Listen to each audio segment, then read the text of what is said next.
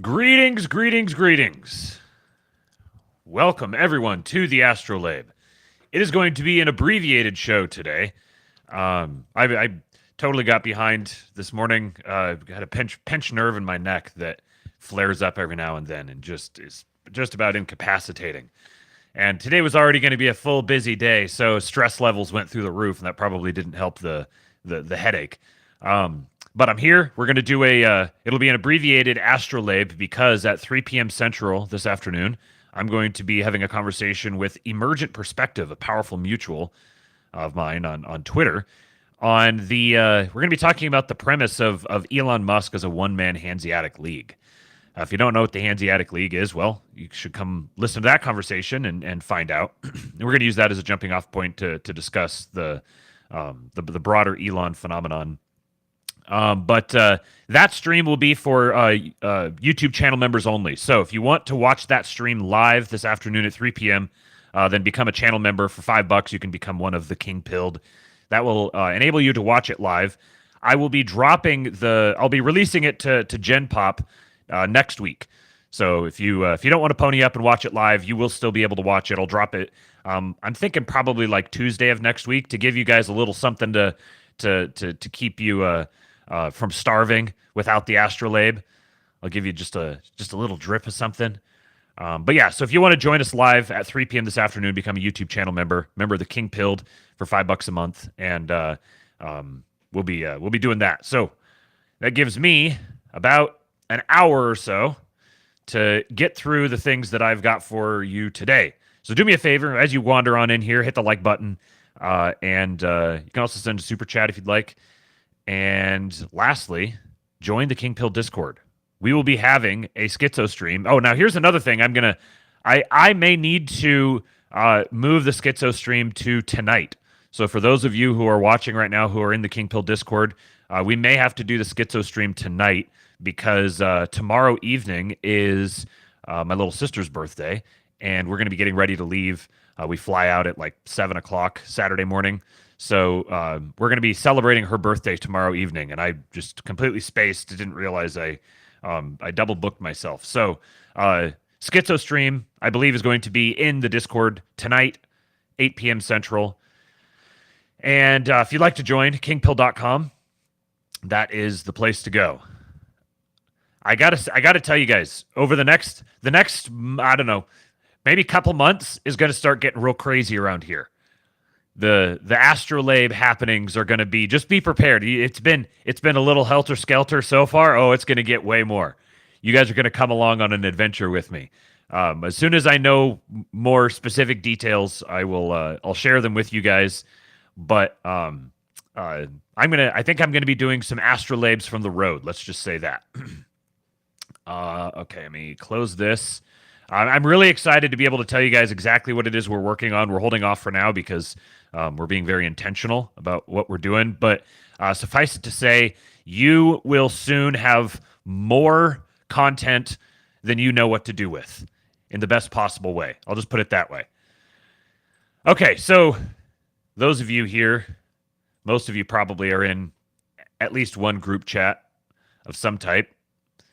And if you're a guy, as like 99.8% of you are, then you will relate to this.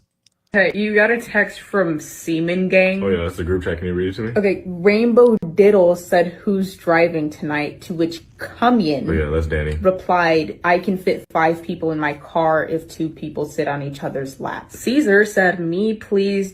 Oh my gosh, I'm not repeating that. Straight Max said, I volunteer as tribute." Gay Max replied, "Pause." Okay, so who are Caesar and Max gonna sit on? Because it's not gonna be me. Bouncy Booty Ooty That's Cheek Kev. and Arthur said they can sit on top of that. Okay. Who's Arthur? Oh yeah, that's Arthur. He's new. Okay, and whoever Rainbow Diddles is just sent a picture of himself on the toilet. Yeah, that's Victor. The law student Victor. Somebody's future lawyer is saved as Rainbow Diddles in your phone. Yeah, can you text back and say I can fit 3 people in my car? Okay. They're replying with slurs. Yeah. Nobody's saying who's going with who. This has been the most unproductive conversation I've ever read. What was the point of this? Yeah, we'll probably just figure it out when we get there. Get where? That's a problem nobody saw. Okay, the N-word, like, literally the N-word, like, the N-word spelled out, texted you separately and said, "You ready for tonight?" Then sent a picture of a buff, bald white man who appears to be like a doctor or a nurse. Like, you have a friend who's a doctor? Yeah, he's something like that. Tower Gang Cole said, the most sane boys chat. Shout out to the Tower Gang guys. Okay, next one here. So this guy found 100-year-old tiles made by kids. Tomas Nordomanowski, who works with Touchstone Construction Company in Surrey, was taking tiles off a roof when he noticed the back of each tile had a child's handprint. He found Victorian roof tiles from before child labor was abolished. Check this out. Stripping this old Victorian tile roof, and we found that all the tiles have got little kids' handprints from back in the Victorian days. The kids used to make these. Look, that's the palm, fingertips, the scale, look. That is no more than, so I'm going to say, 7-year-old, 8-year-old. All the tiles are the same, look. You even get, if you can see it, look, you can see the fingerprint swirls. Fun fact, tiles were made by Victorian kids. Stripping this old... So they made these, they're like at least 100 years old. Kids over 100 years ago made tiles, taken off a roof in 2024, still intact, while yours want to buy Robux or something Fortnite. The kids yearn for the mines. How many things would be solved if we could just open the mines back up? Get the kids to work. Put them to work. My son would be all for it. If he gets to use some kind of like cool tool or equipment, he goes out and he mows the lawn for fun. The neighbors had their gardeners over the other day, and he ran out there and grabbed his little toy weed eater and was walking around our yard weed eating everything. My son longs for the mines. What about yours? I would say there's the possibility, thought does occur to me, that I think the average size of a person has increased significantly over the last 100 years or so. So what might be a 7-year-old's hand today could have been more like a 12-year-old's hand back then. But even still, bring back child labor, in my opinion. Okay, so new German remigration song. Man, I didn't even think about having to pronounce this. Verschieben Ziala Ab. I really hope Space Age Maximalist isn't listening to this. What is this in English? We're deporting them all. That was played at the AfD election celebration party this week.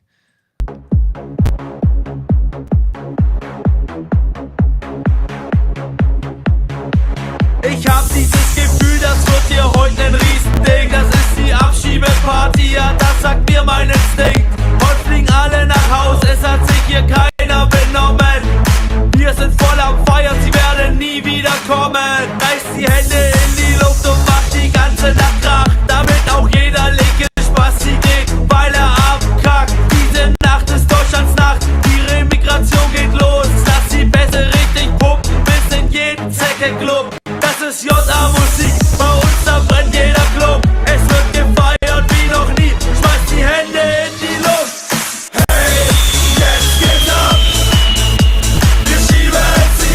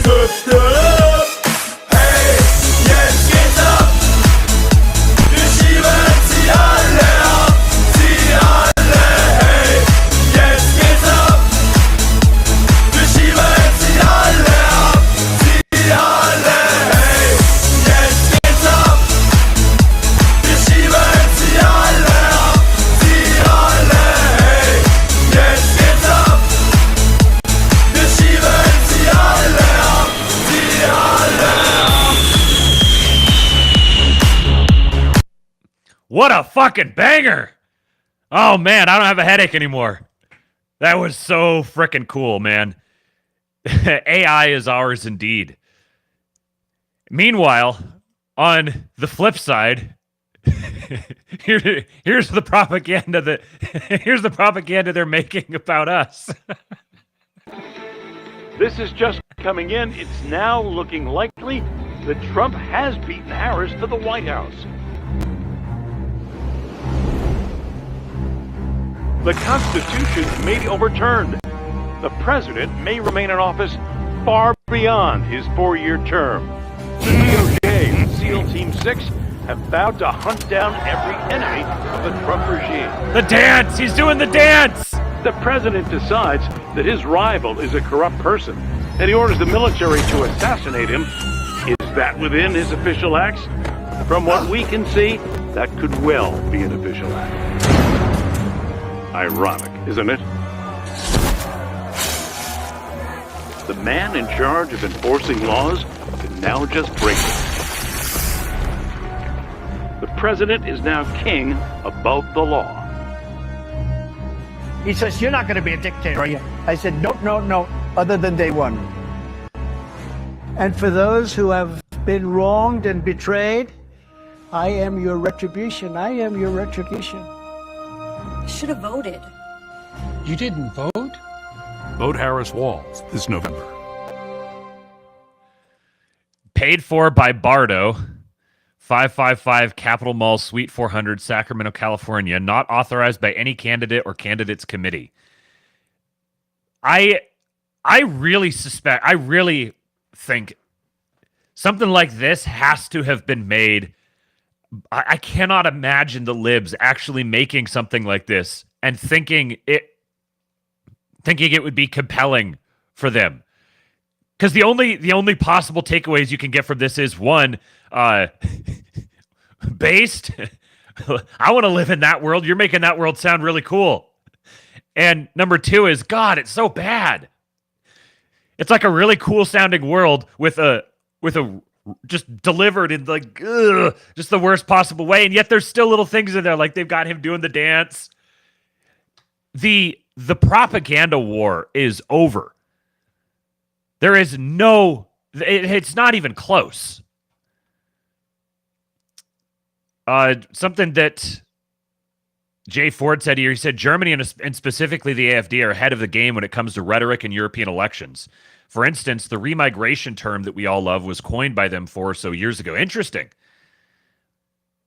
Well, it's funny in that you can, there's almost like with these different emergent right-wing groups across the broadly Western world, even outside the Western world, but there's kind of a Build-A-Caesar thing almost, in that there's like each group specializes in something different. So the German right-wing politicians are way more cucked, and like what the AfD is very European. You're very, very European right-wing. We'll just say that, and yet their rhetoric is tremendous. So they can borrow from our rhetoric, or we could borrow from their rhetoric, and they can borrow from our policies. How's that? Here's a little Build-A-Caesar thing happening. Speaking of super awful, cringy performances, remember how we said Kamala's performance couldn't get any worse after the Dana Bash interview? Then we said the same thing after the Brian Taff interview. Then we said the same thing after the Oprah debacle. It got worse. So this is from Bad Hombre at Joma_GC on Twitter. Expanding that child tax credit, or you mentioned housing before, giving that extra money for a first home. If you can't raise corporate taxes, or if GOP takes control of the Senate, where do you get the money to do that? Do you still go forward with those plans and borrow? Well, but we're going to have to raise corporate taxes, and we're going to have to make sure that the biggest corporations and billionaires pay their fair share. That's just it. It's about paying their fair share. I am not mad at anyone for achieving success, but everyone should pay their fair share. Could she have said fair share any more times in like 10 seconds? just absolute nosediving, just completely bombing. Even the people who are like, they really want to believe that there's something there, that she's got a good team around her. She is so astronomically worse than anyone could have ever imagined that even they're like, okay, man, this is just beyond the pale. This makes putting this woman forth as a candidate and having her just bomb her way through a campaign like this. Every single number, every single metric is screaming away from her. They're like, I want nothing to do with this. This makes Trump look very normal and moderate and safe and predictable compared to her. Like, Trump is now the mainstream person. She is the outsider. She may be in the Oval Office right now, but she's the outsider trying to make her way back in. She's trying to win people over. She doesn't have people by default. She's trying to win them over. And she's catastrophically failing. Meanwhile, her boss is never missing an opportunity to just absolutely boot her right under a bus. And as vice president, there wasn't a single thing that I did that she couldn't do. Mm-hmm. And so I was able to delegate her responsibility on everything from foreign policy to domestic policy. And as vice president... So she just... This is just glorious. It's so glorious to see them bumble their way into a situation where now they can't control him. They can't keep him on message. They can't even preserve the at least the pretense of him being, sane and coherent and on message and everything. And they can't make her anything other than a low IQ retard. And these are the two options that they've given themselves. They had so many different chances where they could have ripcorded out of this trajectory. And they didn't. They sealed their own fate in 2020. This is the great irony, the great paradox, that their greatest victory, the 2020 to 2021 period of time, this was the height of their power, and it also was the thing that sowed their undoing. The move that they made to attain the height of their power was the pretext for their complete and total destruction.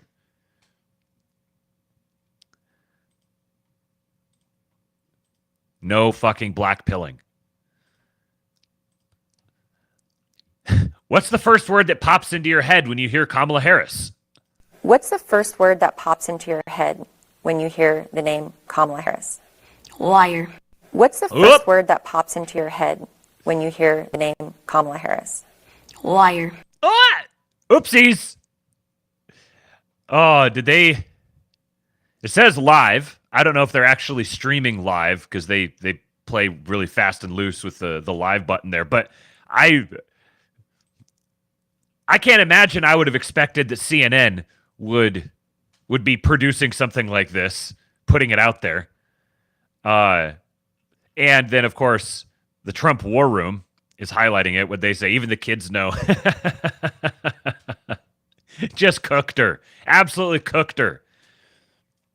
Meanwhile, we've got this dude, Chabinsky, groveling around on his belly. But I ask you, Mark, whether you would entertain being a Treasury Secretary, Commerce Secretary in a Harris administration. Head of the SEC. Head of the SEC. That's the... I've listened to so many of these different guys on the fringe of a presidential administration talk over the last several months, all associated in the orbit of the Trump campaign. Vivek, Tucker, Mike Benz, JD Vance, a bunch of different people, RFK, all these different guys, and people will say, like, oh, well, do you think you would want this position or maybe this position if they asked you to be in the administration? What do you think? What would you do? What would you say? Would you accept that? And they're all like, they give the political answer. Like, I'm happy to serve wherever I'd be the most used to Trump. Really, the most important thing is we've got to get him elected and we got to stem the flow of the illegals coming across the border. Like, that's the sort of answer that they give. This guy, someone suggests a couple of positions for him, and he's like, SEC. That's what I want. Yeah. Put me there. Get me in there. That's where I want to be. The dude's a frickin' creep. In a Harris Head of the SEC. Head of the SEC. That's the job I would take. Donald Trump, being the socialist that he is, had to beat Bernie. So Donald Trump went out and recommended that interest rate caps be set to 10%.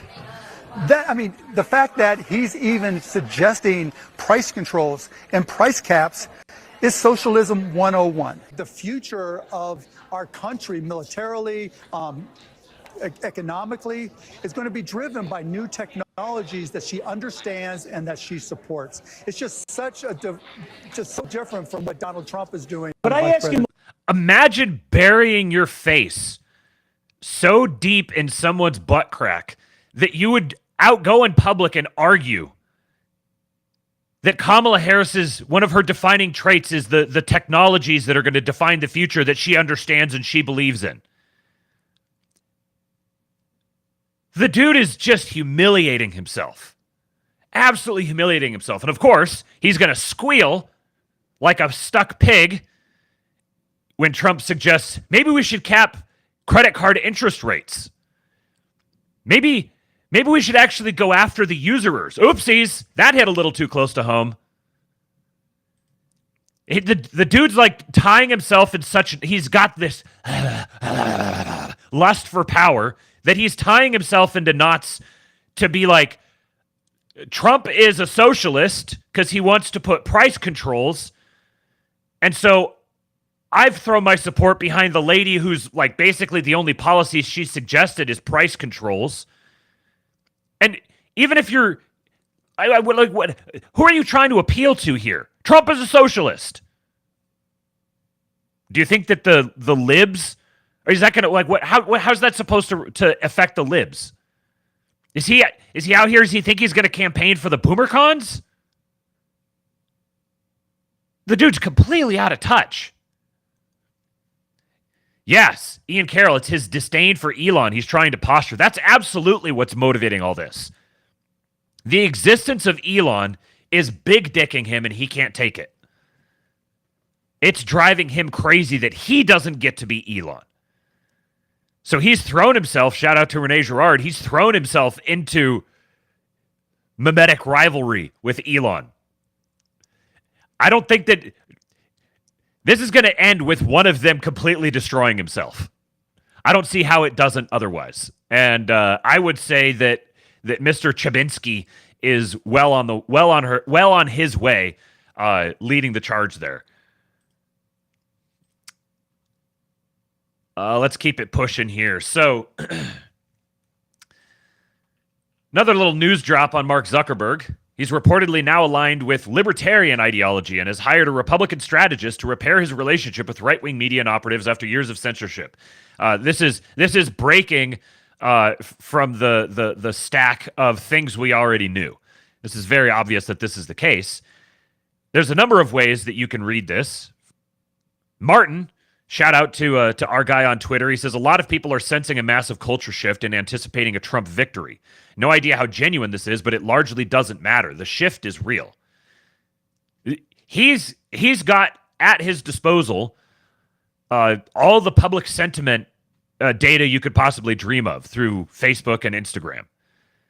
And he's moving where the winds are. Like, whether it's cynical or sincere doesn't really matter. As Martin's pointing out here, he's skating where the puck is going because he doesn't want to be destroyed, which means he suspects that something is coming wherein he would get destroyed if he continued to be allied to the DNC and all the progressive liberal causes. It is no longer cool to be associated. It's no longer cool or safe to associate yourself with the anti-Trump faction. The anti-Trump faction is moving in the direction of becoming pariahs, social pariahs. And these are the bellwethers. What did I tweet last night? I said that I would actually listen to an entire Taylor Swift album if it meant that I could learn what's going on inside Priscilla Chan's head right now. Because it was the Chan Zuckerberg initiative that motivated all that facilitated all of the election fortification last year, or last election cycle. And Zuckerberg has never struck me as a guy who is, I mean, he's been an executive for a long time and he remains there. And I've heard good stories coming out about his leadership in times of crisis and stuff, but he doesn't strike me as, I don't get the sense that he naturally wears the pants in that relationship. Now, perhaps this has changed, and with him getting into jiu-jitsu and really starting to physique max, wigger maxing. I'd love to know what the effect that is, what it's doing to her. Like, is there a rift that has formed between them? Because we've seen many, there's been a lot of big billionaire guys lately who have had big fallouts with their wives. And the reason why I'm very curious about this is because if this is driving a wedge between them, where he's moving to the Trump side and she's a pretty radical supporter of the other side, then I could see that blowing up the marriage, which means he'd wind up going the same direction as Bill Gates and Jeff Bezos, and there's someone else recently too I can't think of. And if that's the case, that would imply to me even more that this is sincere, that this is authentic from him. I mean, it's well known that physique maxing makes you more right wing, just by default. But interestingly, is he's not identifying himself as right wing; he's identifying himself as libertarian. Libertarian is kind of like the safe choice, the safe alternative. And Whiskey Pryor's on Twitter, a powerful mutual, criminally underfollowed, only 421 followers. Go follow at Whiskey Pryor's on Twitter. He said, they always claim libertarian. Why? Libertarian projects anti-partisan. It's not at all threatening, and no one really wants to hear about his views now. The perfect political disappearing act. What does that tell you, libertarians? This is what's known as a rod from God. He just absolutely nuked him. This is why he's not going to identify as right wing, but this is...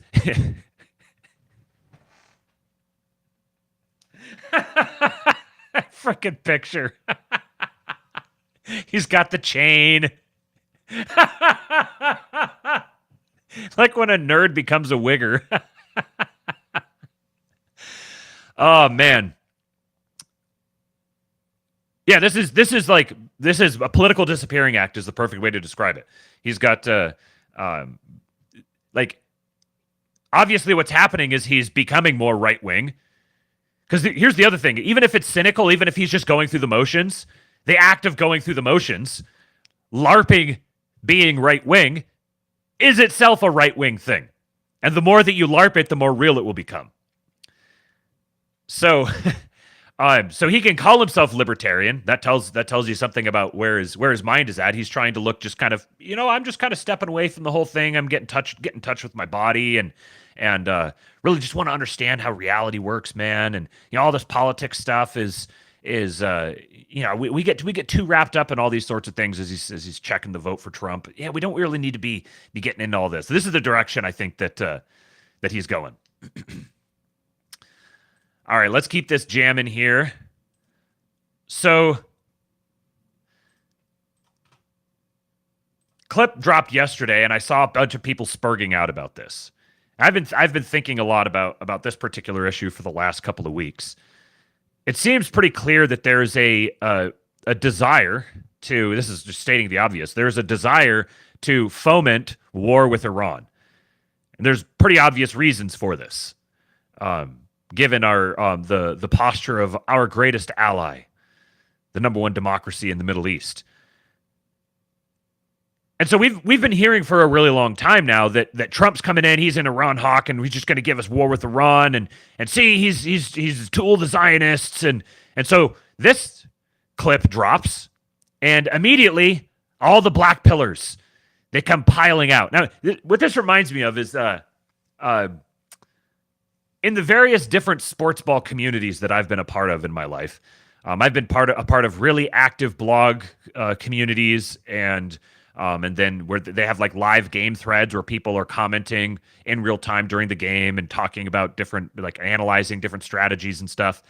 And there's a particular archetype of the guy who never says anything. You never hear a single thing from him as long as the team is playing well. But as soon as something bad happens, as soon as there's a turnover, as soon as a goal is scored, as soon as a pitcher has a blow-up inning, all of a sudden the guy shows up and starts talking about how bad that, oh man, this. He goes on to harping about the manager or the ownership or the offensive coordinator or whatever particular beef it is that he has. And that's the only time you ever see him. As long as the game's going well, as long as the team's playing well, never comments. The instant something turns sideways, there he comes. He comes out. Oh, blah, blah, blah, blah, blah. Yeah, this season, basically the only sport that I follow with any sort of closeness right now is soccer. Big LA Galaxy fan. And the LA Galaxy happen to be the number 2 team in the league and the head of the Western Conference. And they've been there for a while now, and they're looking like they're probably going to wind up at the they're going to wind up top of the conference. And every single time a Galaxy game is being played, and I'm following along in the live chat with my friends, as soon as the team gives up a goal, as soon as they do something bad, immediately there's a couple of guys that pop up and they start talking about how the coach needs to be fired, and see, this is proof that he can't take the team to a championship. But as long as, and then the team will come from behind and score 4 goals in the second half and blow the team out and win yet again. Every metric is up, and then you don't hear from them. Then you never hear from them. This is a particular type of guy. They manifest in the sports world. They also manifest in the politics world. You never hear from them. They never weigh in on anything until suddenly there's that one little issue that it's like Pavlovian. There's one certain little thing that happens, and instantly it's just like a script. You know exactly what they're going to say. You could predict every single argument, and I've wasted way too much of my life arguing with these people, thinking, oh, maybe I could just rationalize with them. Yeah, no. Because this isn't a rational response. It's just emoting. It's blackpilling. So this is Trump's response to the Iran threats. There's a lot of rumors of Iranian influence behind assassination attempts on him. And is this just a political narrative, or is it actually true? I think it's probably both. I think it's probably true because of all the countries out there, Iran probably stands to lose the most with a Trump presidency. I think they would probably be pretty strongly incentivized to go after him. And then there's a ready-made political narrative for it. So it's like, you're going to have to moderate your expectations on this particular issue because there's no winning. There's like no good answer. This is one of those geopolitical issues that you can't just like push a button and make everything better. It's going to be messy. Just the nature of power politics. But Trump's messaging on this is exactly consistent with what it's always been. But if I were the president, I would inform the threatening country, in this case Iran, that if you do anything to harm this person, we are going to blow your largest cities and the country itself to smithereens. We're going to blow it to smithereens. You can't do that. And there would be no more threats. There would be no more threats. But right now, we don't have that leadership or the necessary people, the necessary leaders.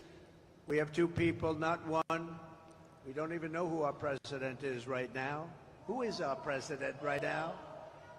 We really don't know, but we have two people, not one, that only keep looking. And when you do that, when you just look, trouble always ensues. So it's big trouble for our country. Meanwhile, we have the president of Iran in our country this week. We have large security forces guarding him, and yet they're threatening our former president and the leading candidate to become the next president of the United States. Certainly a strange set of circumstances. This is... Sorry, I gotta managing the comments here.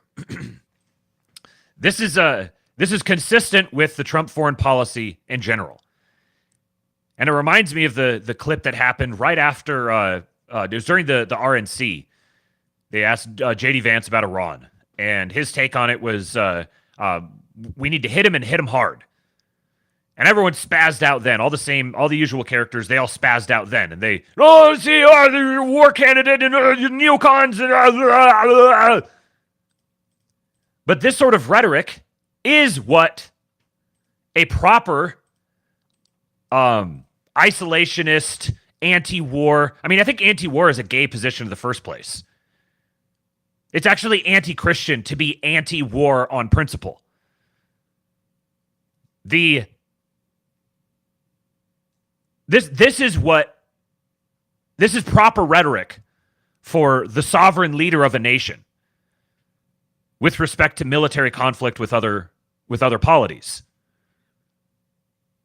This is Trump coming out and telling Iran, fuck off. Don't make us get involved. We don't want to get involved. Obviously, there are plenty of influences around Trump that desperately want him to get involved, but you can tell now from an entire history of the last decade of consistency from him that the way he's going to approach military engagement is going to be, we're going to hit the fuck out of you,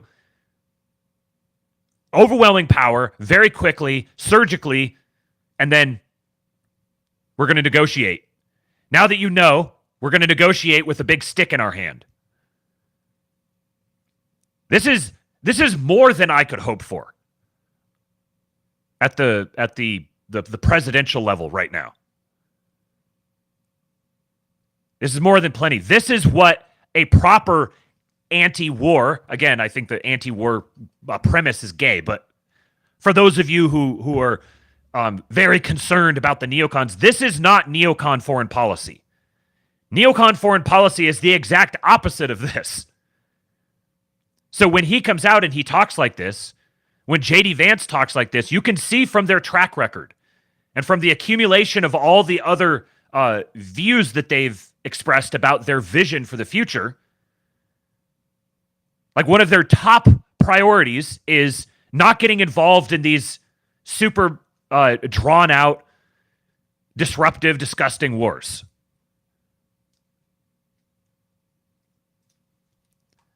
So, and like, this should be obvious to people, especially the types of people who generally spurg out about this sort of thing and start dooming about Trump. Part of what it reveals is it's like, you've got way too much hope in the dude. Like, you're trying to get the dude to be something that he's not. He's not a savior. He's not the second coming of the Messiah. He's a good candidate for president. And easily the best one that's available. But he doesn't need to be more than that. There doesn't even need to be a conversation about that. He's good for what he is. But his track record is also abundantly consistent on this. So if you're like publicly counter-signaling Trump on the basis of foreign policy, or really just about anything right now, in the last couple of weeks before the election, this is not the time to counter-signal. Have a sense of what time it is. If you have your checklist of all the things where Trump just isn't good enough for you, then you need to be making plans for how to address that while he's president. because he's also shown he's very responsive to the electorate. When people they loudly push him on things consistently, he listens and responds because he wants to be a good leader and he likes people. Now is not the time to countersignal Trump. This is the nature of electoral politics as it is. If you're countersignaling Trump right now, I don't trust you. I don't trust your ability to evaluate reality and make good decisions, at the very least.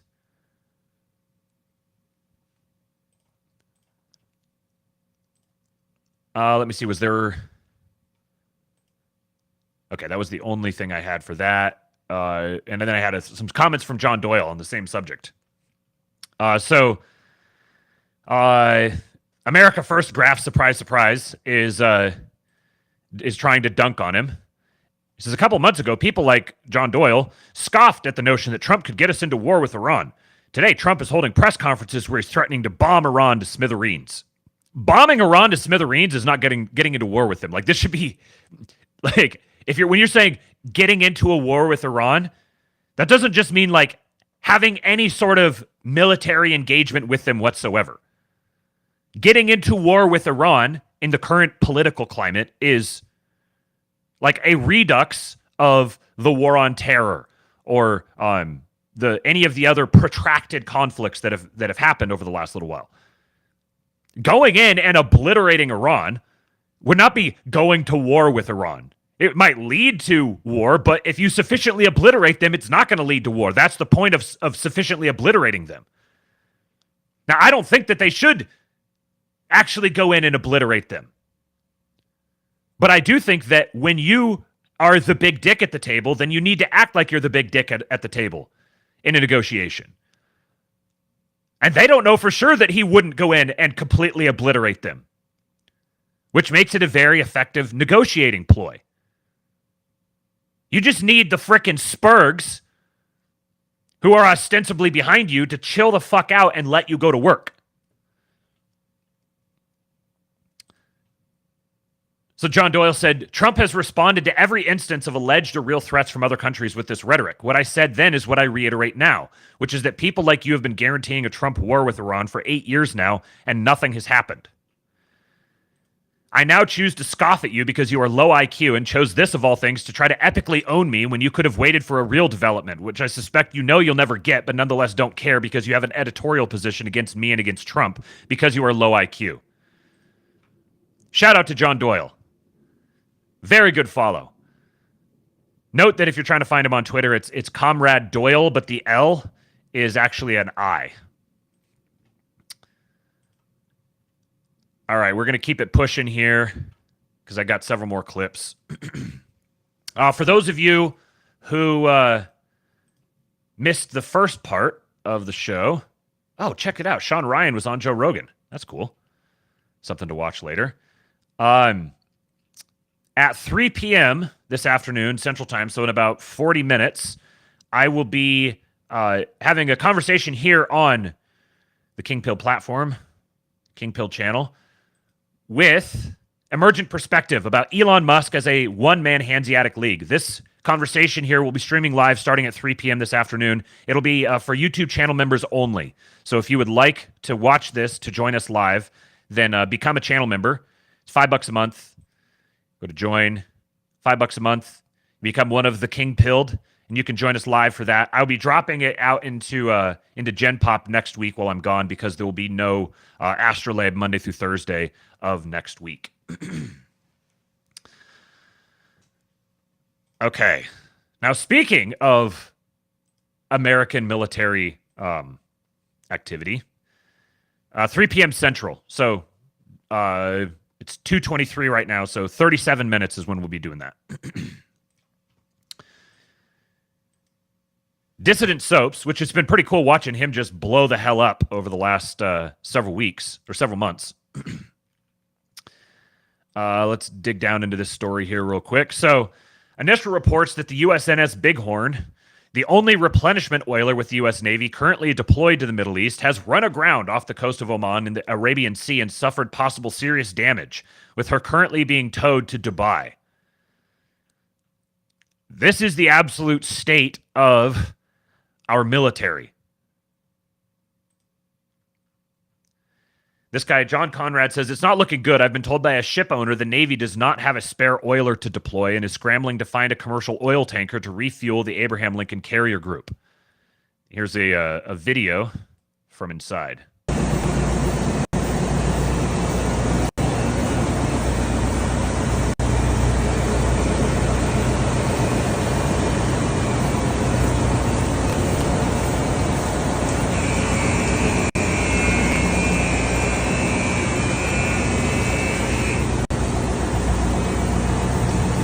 That seems less than good.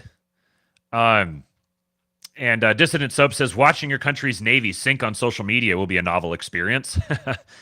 Yeah. Pete says, once I understood the Hanseatic League, I understood why special interest groups sought to destroy it. Indeed.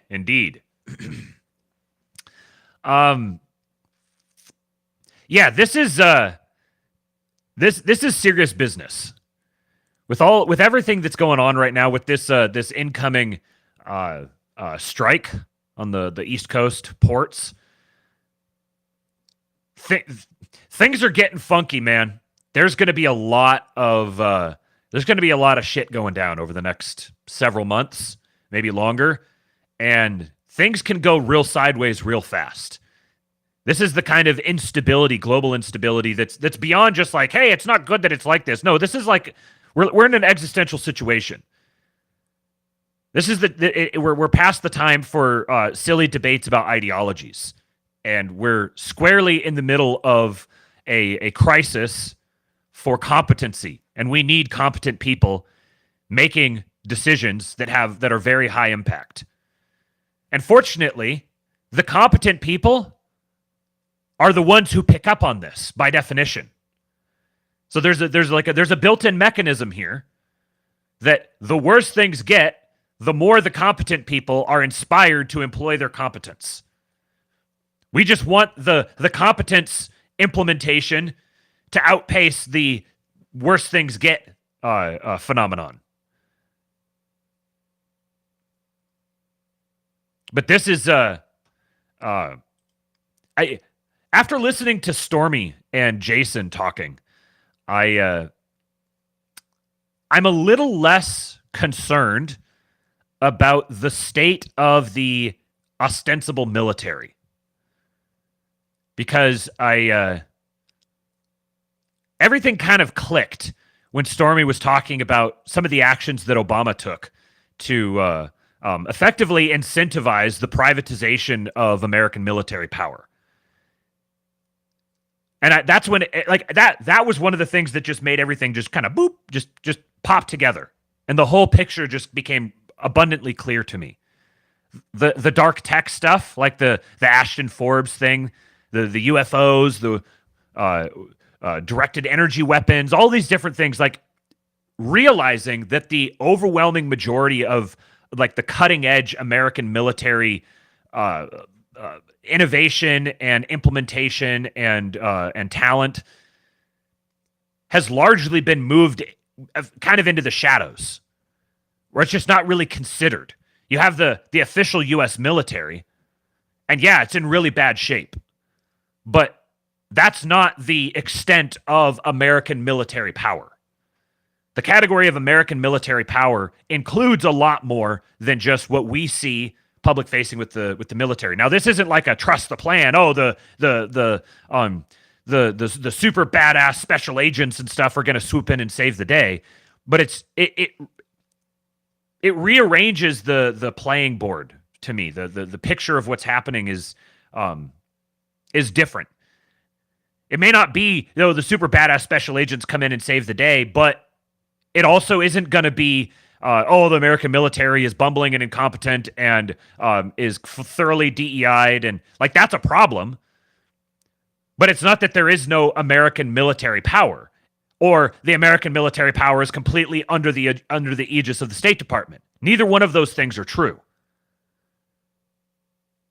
once I've started thinking about it, it's taking a while for it to permeate my brain, because I've had this impression of the military industrial complex, so-called, being one and the same with the regime and being like the enforcement arm of the regime, rather than what it really has been more kind of like there isn't just one military industrial complex, and the regime has had the brakes being put on it for a while now.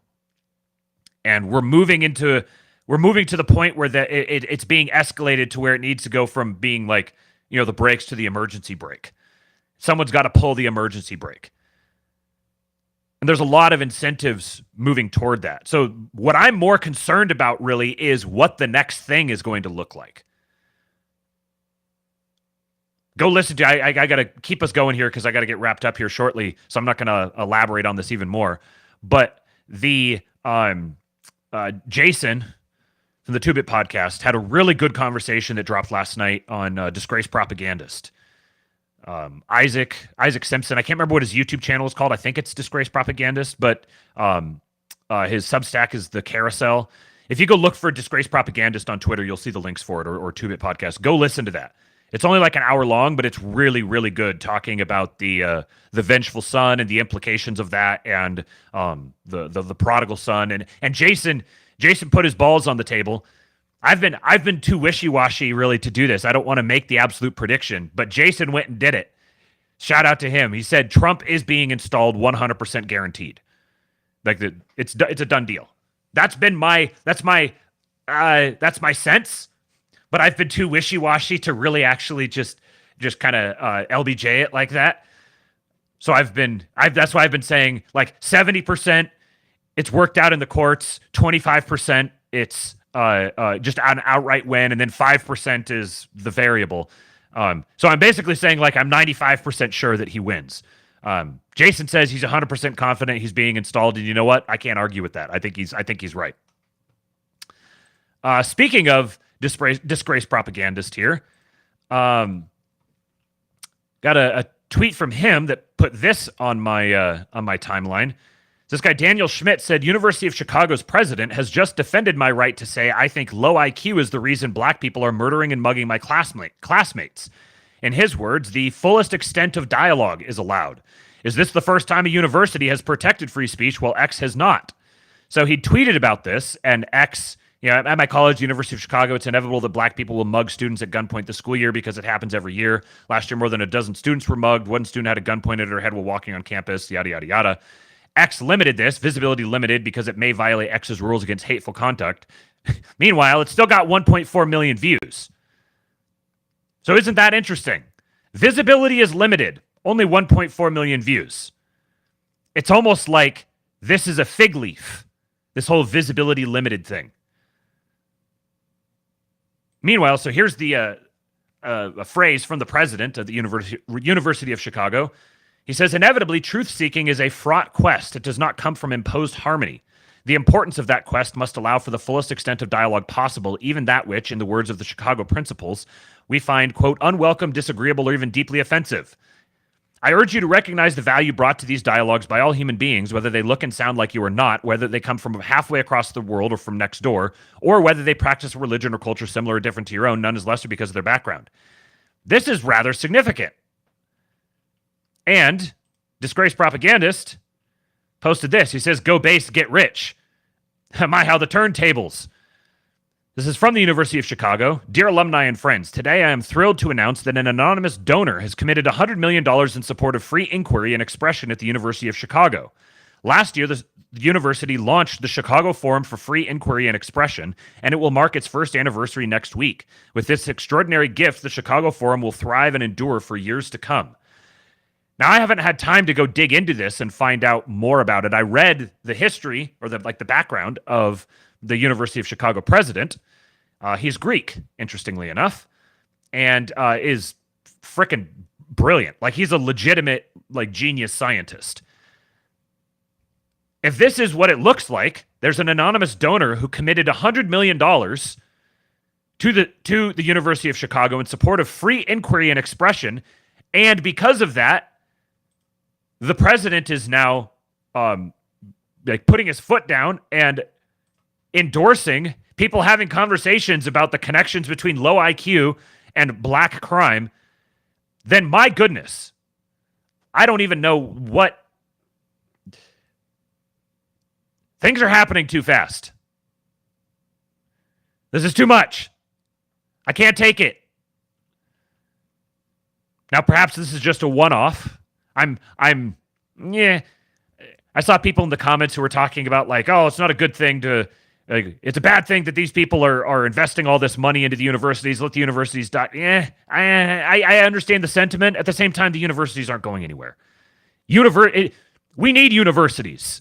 We just need our universities to not be gay. Universities are perhaps the most Western tradition. So we definitely don't need no universities.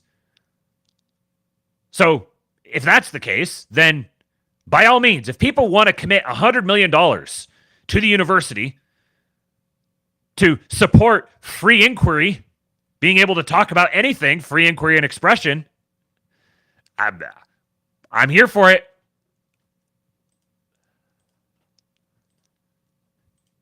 In a long line of white pills, Fluoride Action Network said, in this moment, we want to thank and recognize attorney Michael Connett for pursuing the fluoride case and leading the effort every step of the way. He's a true superhero to all of us.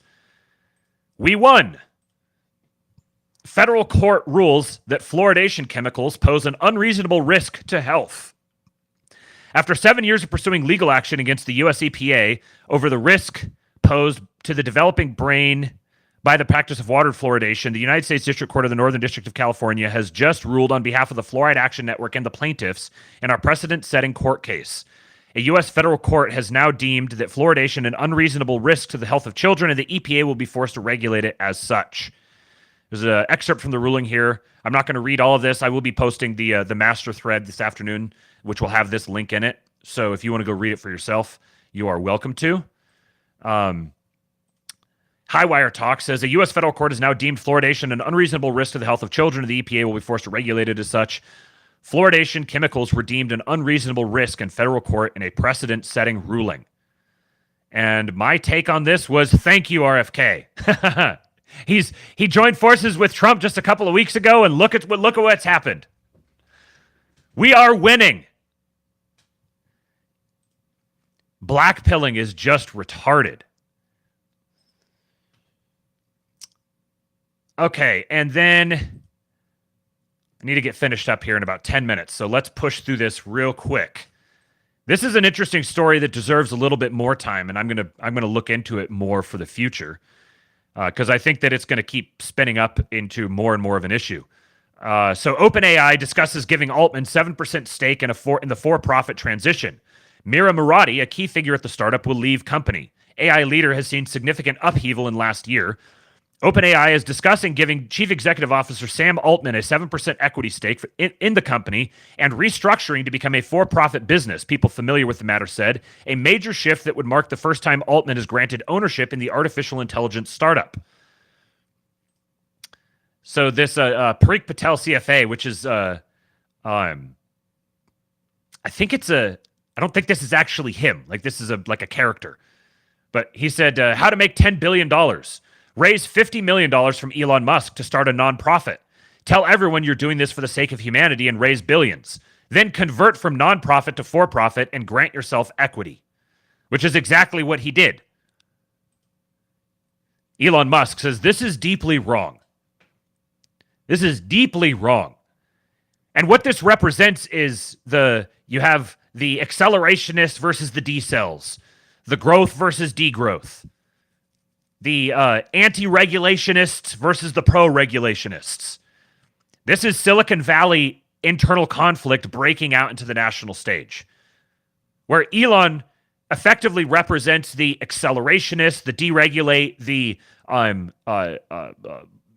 free and open AI side of things, and Sam Altman represents the decelerationist, the degrowth, the Malthusian, the closed source AI, the pro-regulation.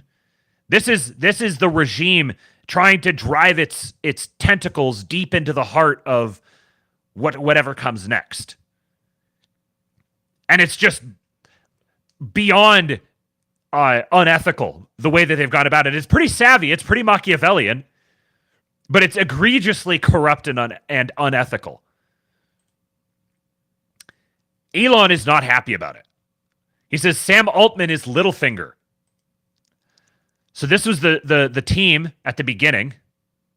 And then, one by one, they have all pieced out, leaving only Sam Altman. And I saw that Murati, the last one who left, she was like one of them was the CTO. Like these were like executives. These weren't just like employees or something. These were executives who have all left. And they went and started another AI company that's called like Super Safe AI or something like that, which is like a strong indicator of what they think is happening with OpenAI. You obviously don't need to early life check Sam Altman. And then the last thing that I've got here, also from Elon. The FAA even has problems with Starship's new heat tiles. They're concerned about public safety, even though the ship will splash down in the middle of the ocean where there are no people. Am I the only one who feels like they're making shit up to get in SpaceX way? And this is the FAA. Says the FAA requires a license modification if an operator proposes a change that is material to public safety. A change is material to public safety if it alters or affects the following: class of payload, type of launch or reentry vehicle, type or quantity of hazardous material, flight trajectory, launch site or reentry site or other landing site, or any system, policy, procedure, requirement, criteria, or standard that is safety critical. A proposal to conduct a return to launch site for the booster, if the FAA has not previously evaluated and authorized it for prior flights, is a change that is material to public safety. A change of a vehicle's thermal protection system may be a material change if the TPS is a safety critical system or component that could affect public safety. Imagine trying to go to fucking Mars and having to wade through this shit. Whoops. Separately from the FAA, this is a statement. Or separately on the FAA, this is a statement from SpaceX. FAA Administrator Whitaker made several incorrect statements today regarding SpaceX. In fact, every statement he made was incorrect. It is deeply concerning that the administrator does not appear to have accurate information immediately available to him with respect to SpaceX licensing matters. If you're the FAA, like SpaceX should be one of the top priorities. And having an FAA administrator that doesn't seem to be up to date would be a big problem in itself, even if you weren't factoring in the fact that this is plainly them playing obstructionist for political reasons. A couple of the quick facts here. Administrator Whitaker alleged that SpaceX launched without a permit. This is false. SpaceX was fully licensed to launch the Falcon missions, for which FAA has incorrectly alleged noncompliance. Administrator Whitaker alleged that SpaceX moved a fuel farm closer to the population and that SpaceX did not perform a risk analysis. SpaceX moved the fuel farm to a location that is more than twice the distance from the nearest publicly accessible area and provided the FAA with all required analysis. Prior to the launch, federal range safety authorities approved the new location of the fuel farm, and FAA was on console and did not stop the countdown. FAA took months to review and approve the revised location and ultimately required no changes to the previously approved federal range configuration. Administrator Whitaker stated that SpaceX, quote, failed to provide an updated sonic boom analysis, that it was safety-related incident, and that FAA had to enter a 2-month consultation with Fish and Wildlife Services. This has nothing to do with safety. FWS already reviewed Starship sonic booms and determined them to have no environmental impact for booms under 1 PSF. SpaceX recently provided FAA data showing a slightly larger sonic boom area. Despite the slightly larger area, there is no new environmental impact. Nevertheless, FAA entered a new environmental consultation with FWS, which could result in a 2-month delay. This is a paperwork exercise that could be swiftly addressed between agencies on a minor paperwork update. Administrator Whitaker alleged that SpaceX did not have a permit for its deluge system and that this has delayed FAA licensing. At no time did SpaceX operate its deluge without a permit. SpaceX was operating under a permit from the TCEQ. TCEQ staff were physically present during operation of the deluge. FAA and FWS have evaluated use of the deluge and determined no environmental risk. At EPA's request, SpaceX is seeking a different type of permit to cover these operations. Yada, yada, yada, yada, yada. This is what they're trying to get to Mars, and this is the shit that they're having to go through. And here's Elon's take on it. being smothered by ever larger mountains of irrational regulations with ever more new agencies that serve no purpose apart from the aggrandizement of bureaucrats. Humanity and life as we know it are doomed to extinction without significant regulatory reform. We need to become a multi-planet civilization and a spacefaring species. This is my absolute showstopper for why Kamala and the giant government machine that is her legion of puppet masters cannot win. Trump or doom. This is the fork in the road of destiny. I mean, could he make it any clearer? His stance on the matter. Humanity and life as we know it are doomed to extinction without significant regulatory reform. Trump or doom, this is the fork in the road of destiny. We have powerful friends, my friends. All right, I need to get out of here. Getting ready to go do this live stream with Emergent Perspective. In 15 minutes, we'll be going live. It'll be on YouTube. It'll be a channel members only stream. So go become a channel member. It's $5 a month. You could join us for that live stream as we talk about Elon Musk as a one-man Hanseatic League. If you don't know what the Hanseatic League is, well, you should come watch the stream this afternoon with Emergent Perspective. If you do not want to watch it live, then the conversation will be premiering next week while I am out, because there will be no ASTROLABE Monday through Thursday of next week. And what was the other thing? I'll also upload it to when it drops to Gen Pop next week on YouTube. Then I'll also upload it as a podcast. Those of you who like listening to podcasts versus watching on YouTube. Anyways, I appreciate you guys. Thank you for showing up. Oinks in the chat. I will catch you guys tomorrow. Another reminder, we're going to do the Schizo stream for this week is going to be this evening. This evening in the King Pill Discord. Go to kingpill.com to sign up. And I believe we're going to be talking about either the Ashton Forbes, going more into detail about the MH370, or we've got some other interesting Schizo stuff, something from Edward Bernays, and then something from the Y-Files. So we've got a few different options there. We'll be hitting that this evening. If you want to do that, then if you want to join us for that, then go to kingpill.com. Welcome to the King Pill Borp. I will see you guys in about 15 minutes. For now, I give you Hulk. Hit the like button on your way out. Thank you, folks. They're my hero.